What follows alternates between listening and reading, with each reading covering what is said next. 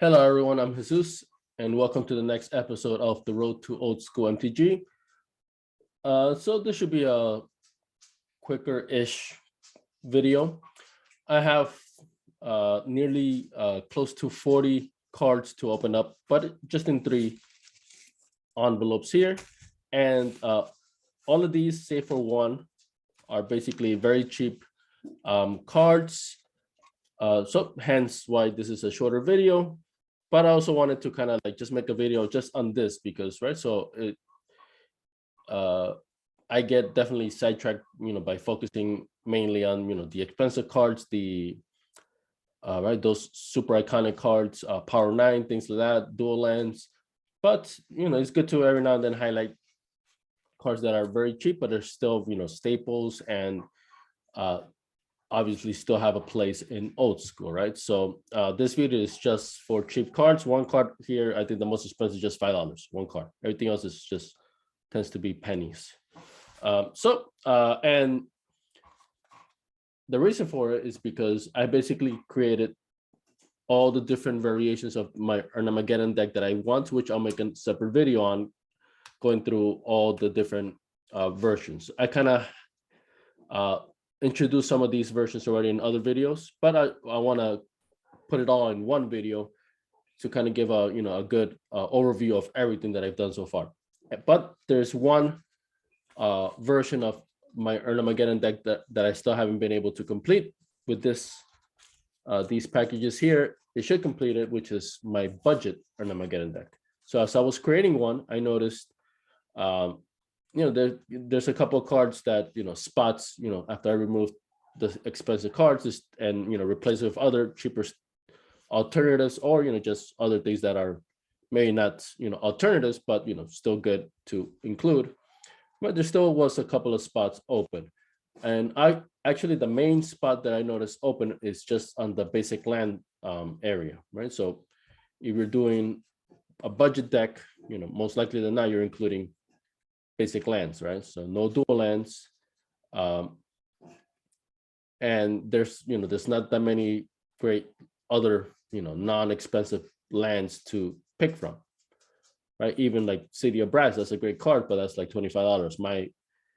What I'm considering budget for me in creating this budget Ernhamgeddon deck is any card below $10, right? I can't have anything higher than $10, right, on average. So a big slot that I was noticing that could use improvement was on the lands. So I kind of bought some lands that I think might work for budget Ernhamgeddon deck, right? So we'll go over them here, but just so you guys can kind of see where I was going with some of these purchases. And some of these other cards are also just good cards to have in general. All right, so let me switch the camera view and let's go over some of these cards here. Well, through all of these. So let's do the most expensive one first, because that's the only one. And as I usually do, I will show the listings that I got it from. All of these are from TCG Player. So this should be a Pendelhaven. I already have 2. But this is a good card for weenie decks, which tend to be a good option for budget old school decks. And Pendelhavens tend, at least the cheaper reprints are around the $5 range, right? So fits within the $10 or below margin that I'm giving myself. So here it is, $5. So here's the receipt, and then here's the card. Near mint. So there it is. They kind of like marked it there for their own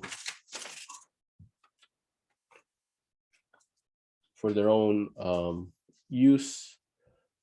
Yeah, looks nice. So envelope, regular envelope, and then a top loader, and then I can see the penny sleeve inside, and then the card inside that. And then this is annoying where they just put a little piece of tape over it, no tab, to kind of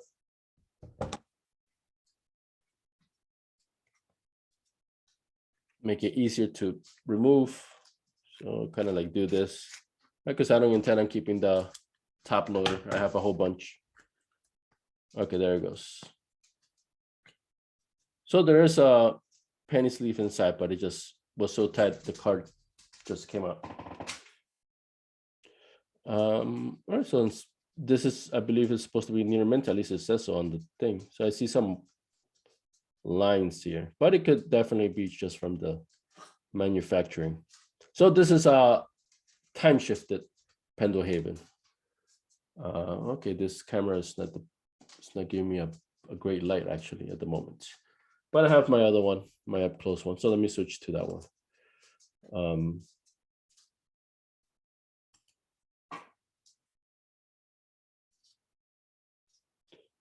Where am I? Oops, I did not. I keep forgetting. There we go. I gotta choose the mirror option. Right, so time shifted actually, yeah. Near mint, definitely. $5 exactly for this card. I have two other Pendelhavens. I have one from, I think it's Legends, I believe, right? But one of the Four Horsemen sets. Pretty sure it's Legends. But that one is like $30, or like at least in the 20 and above region, right? But these reprints from the time spiral is a lot cheaper, right? $5. And there's also in anthologies, I believe, something, right? But it's also been reprinted in a different set as well. So perfectly fine, near mint for $5. So now I have three. Even though only two of them are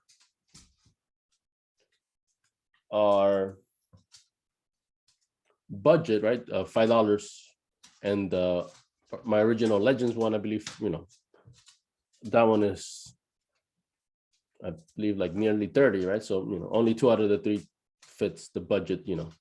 That's why I kind of wanted another one in case, if I want to be very strict, and I don't want to include that Legends one, I just can put the two-time spiral ones. Plus, it's good to have this third one anyway, right? So, but I wouldn't probably go for a fourth, only because this is a legendary land. You can have more than one in play, but it's important enough, right? That if you want to use it and want to get it consistently, having two is a good option, and maybe even up to three could be an option also, right? So I just wanted to have a third one just in case I decided to go that route.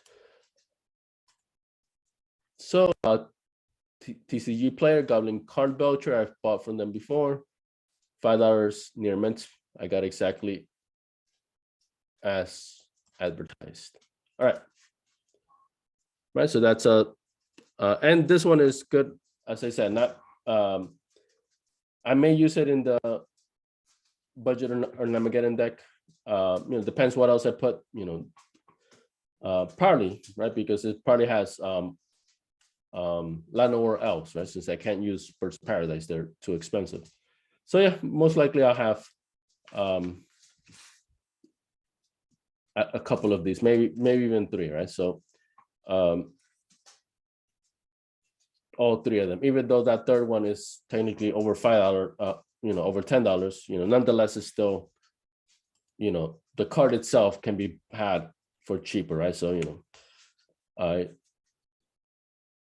I can kind of give myself a little leeway there, if I so choose. All right, so next one. So here I have, so Havenwood Battleground, Hollow Trees, and Icatian Javelineers. 4 of each. So 4 playsets. These are just pennies each card. I'll show you in the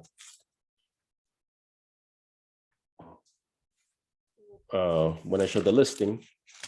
Everything here is like under $6.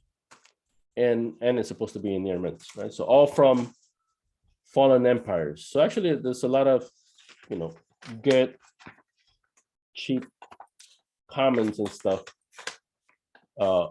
Actually, even uncommons and rares in Fallen Empires. The problem was that, there's nothing overpowered, just so stuff, The cards here I would never use, most cards here I wouldn't use under a different circumstance, given all the other cards I could get, right?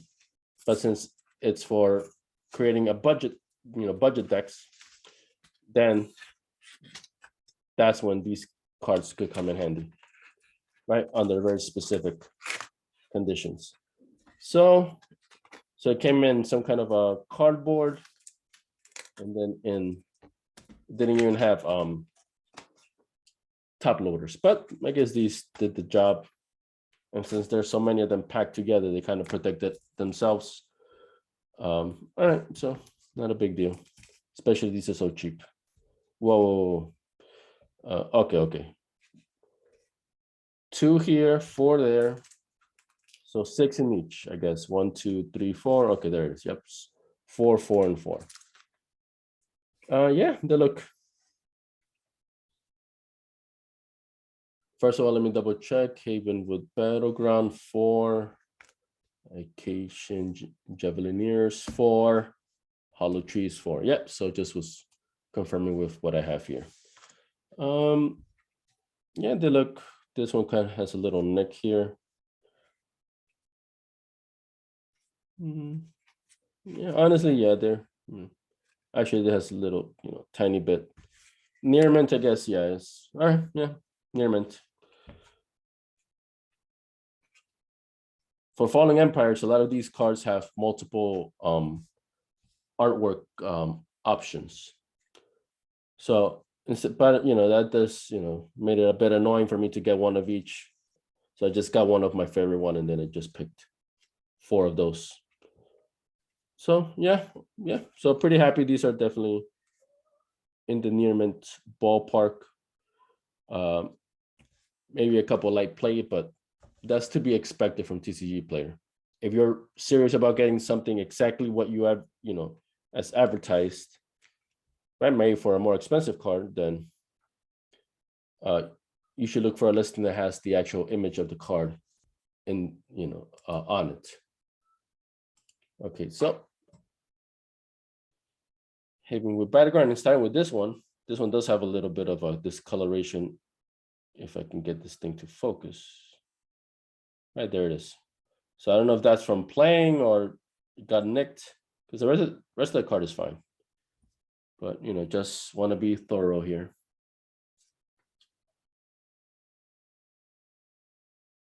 So with the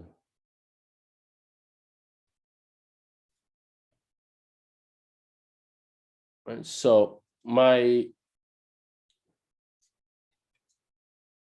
thinking in getting this particular card, Havenwood Battleground, like I said, I kind of seems a little boring just to have basic lands, forests, and plains in my budget or Ernhamgeddon deck. So these could be a potential substitute for forests.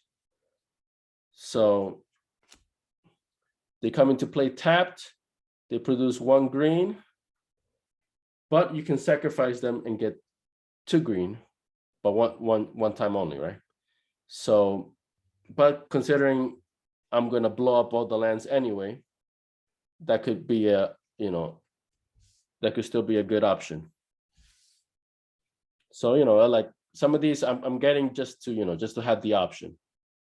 Plus they're so cheap anyway, right? So this one comes into play tapped. You may choose not to untap hollow trees during your untap phase and instead put a storage counter on it, right? So comes into play tapped. Every turn adds a storage counter, and then you can tap it to remove storage counters to add mana, green mana equal to how many storage counters you removed. Remove any number of storage counters for hollow trees. For each storage counter removed, add green to your mana pool, right? So this one, same thing, right? So it could be something that I add instead of a forest. And maybe after I blow up an Ernhamgeddon, this one could be something that good to add right after, because I can accumulate mana and then kind of cast something big with just one card, right? You know, like I said, maybe it works, maybe it doesn't, you know, like, but I wanted the cards so I could play test them. And these cards are so cheap that, you know, why not?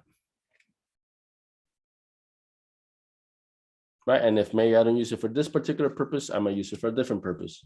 Right, these are just cool cards to have that fit within the old school budget realm. And then these are for Icatian Javelineers. So these are pretty unique, right? One of the few ways white can do direct damage. So when Icatian Javelineers is brought into play, put a javelin counter on it.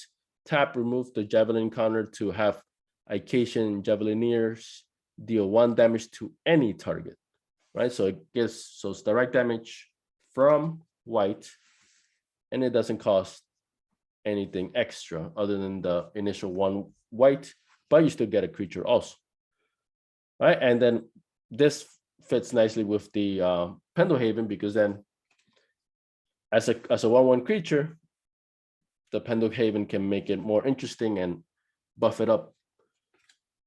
But then it also has that one-time useful ping that it can give, right? So this is a pretty cool budget creature that's still pretty, you know, decently aggressive. But the main thing is that it's deals that direct damage, right? This an Ernhamgeddon deck, unless, you know, I'm adding blue, right, for psychic, whatever it's called, you know, that 3 mana blue card that deals 4 damage, but then deals 2 damage to the player that casted it. You know, that's also another one of the rare ways that blue can deal direct damage, but that one is a bit it hurts you as well, right? But this one is just there's no negative side to it, so it's pretty handy. All right, so 4 of each of those cards. So let me now show the listing for this particular set of cards. Havenwood Battlegrounds, each one was 24 cents, so $1 for 4. Hollow Trees, these were $1, almost $1 each, right? And I got 4. That they were rare, right? U is uncommon, C is common, R is rare. Back then, it only had those 3 options. But actually, kind of like there were also subgrades within them, like U uncommon and then uncommon too. You know, from what I understand, right? So it's some were more rare than others. Some were, you know, in these within these greater subsets. Right, so not all commons were equally common, not all uncommons were equally uncommon, and so forth, right? So, you know, there was still variation within each one. And then Icatian Javelineers, they're common each, 15 cents each. So less than $1, I got all 4. So, and definitely got the set near mint. I think they're definitely near mint for the most part, you know. And this is so cheap, it's not worth nitpicking. So last but batch here, so this is from TCG Direct. It's pretty hefty envelope, I can feel it. And this one has like 20, I believe, cards. So, you know, it makes sense it's heftier. So here it always comes in you know, that bigger wrapping, yeah, which is cool. You know, gives a nice extra layer of protection. Tends to be hard to pull out though, so I just ripped the plastic from now on. So it has this extra additional cardboard. Ooh, look at this. Whoever shipped this had, they like developed, you know, devised some kind of a storage system. Unfortunately, all the cards just flopped out due to that. So I appreciate the idea. You know, I guess they only flopped out once I opened it though, right? So I guess it's still It still kept it in place. We'll see. And then that's the receipt. And then these are the cards, hopefully. 4, 8, 12, 16, 20, 24 cards, actually. If I'm not mistaken. Yeah. All right. So let's check it out.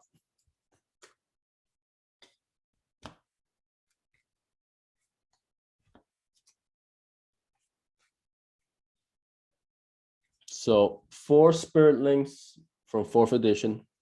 There they are. 4 Tetravus, 4th edition. Yep.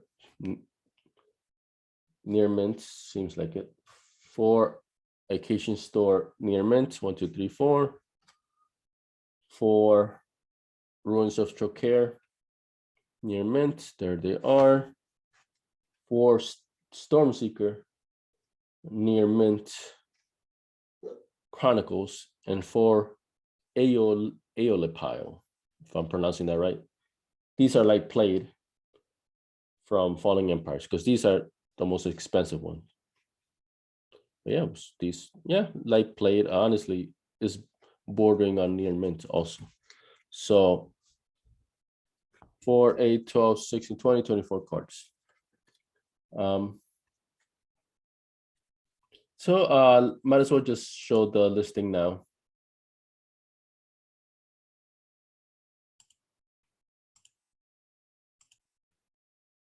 And this is the last bit of cards from TCG Play that I've ordered.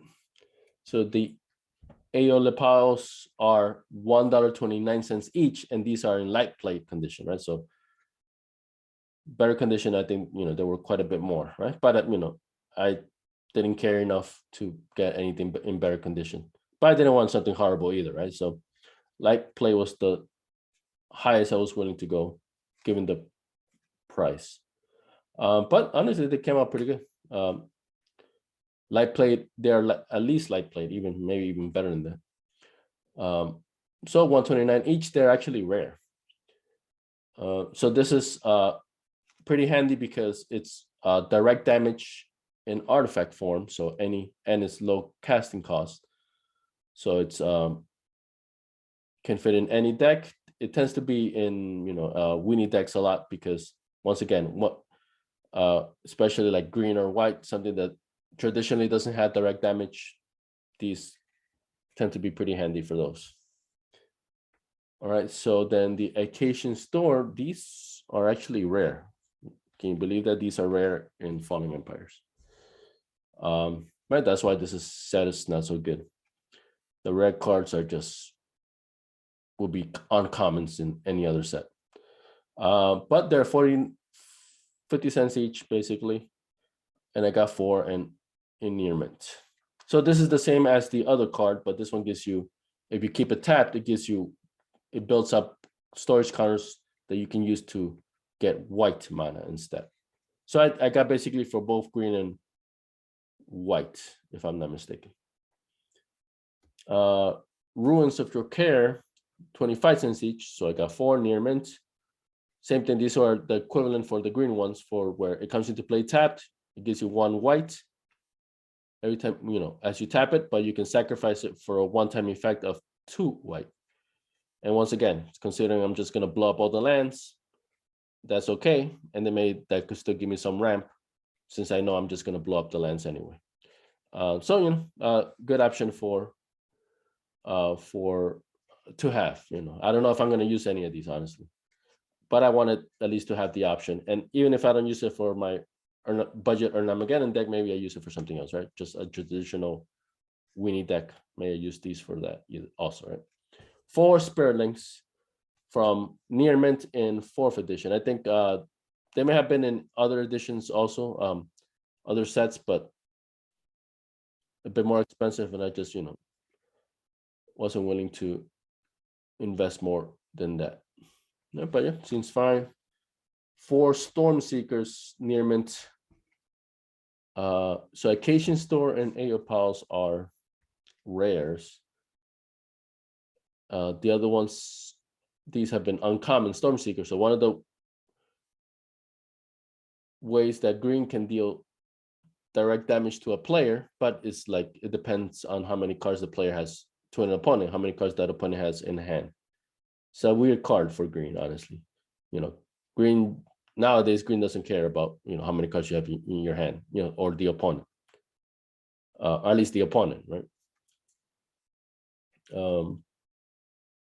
But I've seen a lot of decks that may have one or two of these. I've seen some Ernhamgeddon decks that have a Stormseeker or two, right? So whenever I noticed that, I didn't personally add it to any of my Ernhamgeddon builds, but nonetheless, I saw it enough where I figured, might as well have it. They're so cheap anyway. For Chronicles, you see 25 cents each. And the last one, Tetravus. This is a great creature. But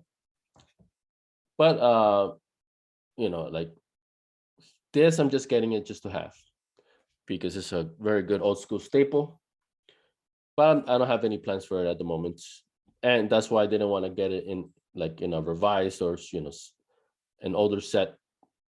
They're a lot more expensive in older sets, so I was just willing to go up to. This is 4th edition, I believe, but still. And these are rare. They look pretty good. Near mints. 65 cents each. Yeah, so quick view of the cards up close, and then that'll wrap up the video.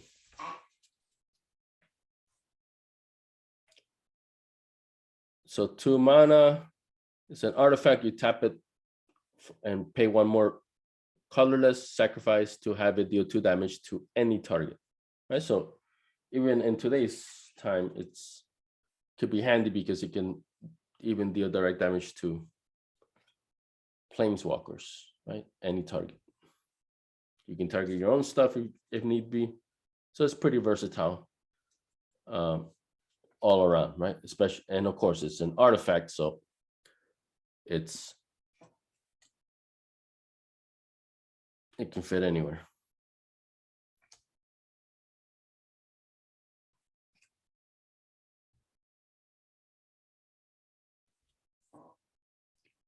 If my volume is inconsistent, I am trying a new microphone that I got as a gift. And I had a lapel microphone, right? So I'm sure you've seen it in my videos, right? Just hook it up on my shirt. This one is actually an actual microphone that's a bit far away from me, so you can't see it on the camera. But since I move around a little bit every now and then, so I go further away from the microphone sometimes. So maybe my volume may be a bit inconsistent due to that. This one has a little nick at the bottom. All of these cards, since they're so cheap, there was no image in TCG Player. Really has to, you got to get into probably like at least $50 and up to get an image. And even it could even be like expensive and still have no image. So it's not but the more expensive, the more the more you should look for an image.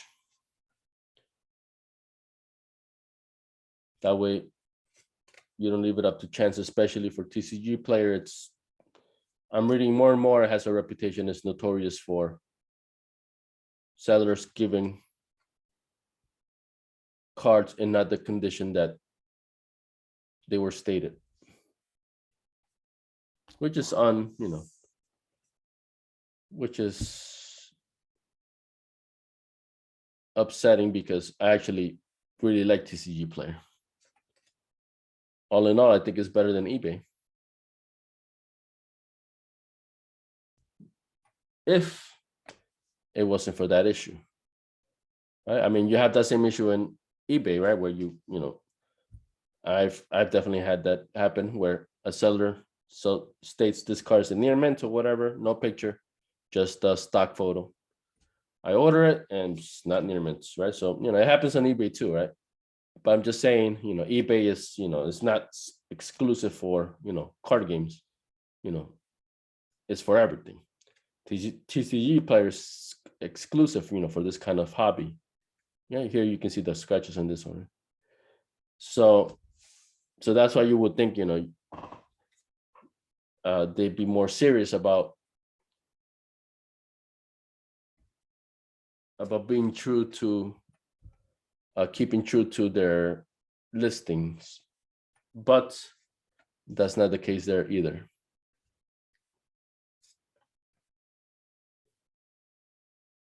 So in both cases, TCG player, eBay, I've also ordered from Card Kingdom.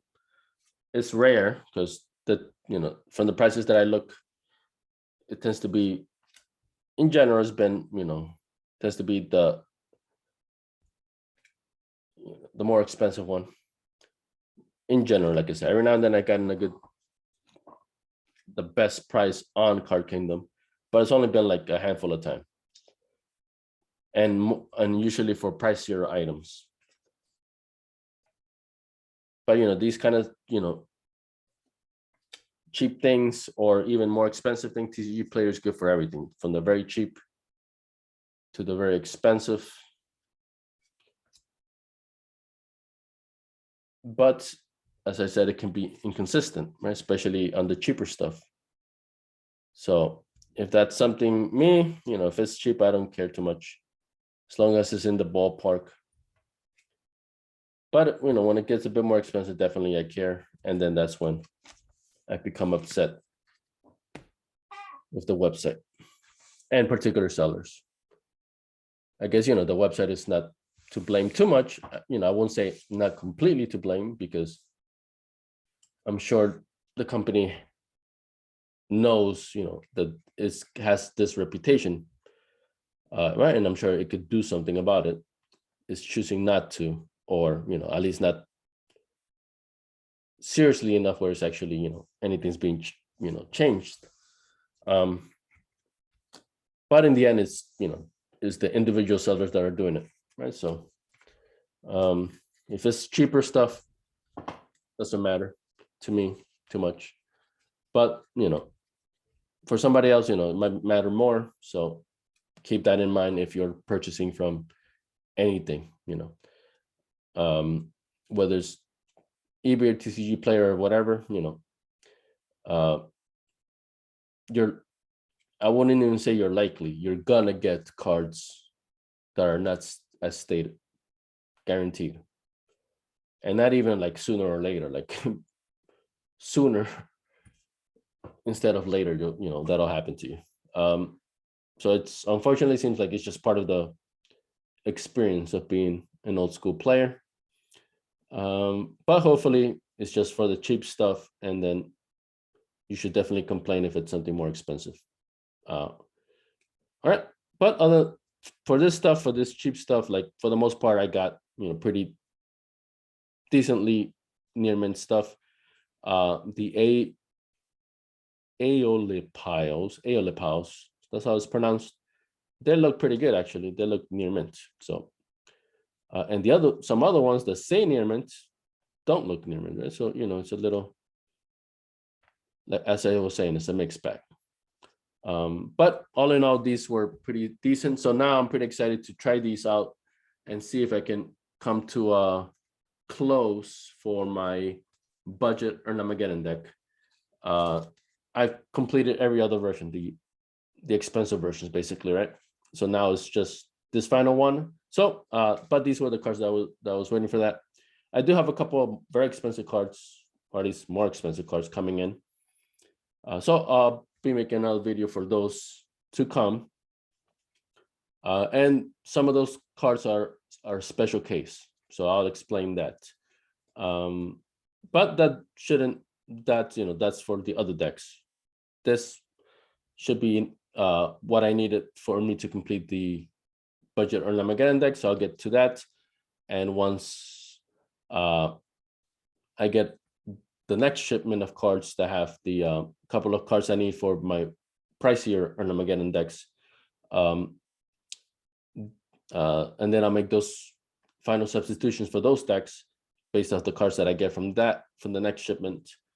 Then I'll have the completed deck list and deck pictures, right? So old school, they tend to lay out all the cards flat in your deck, and then in your sideboard, take a picture of it, right? So I've done it also several times already.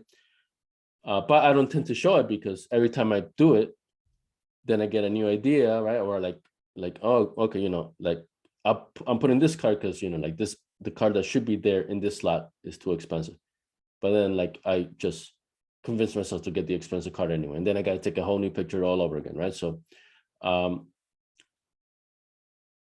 so I'm waiting for a couple more cards, but like I don't anticipate anything else after that, after this shipment that's coming up. So I should have 100% full finished deck pictures very soon.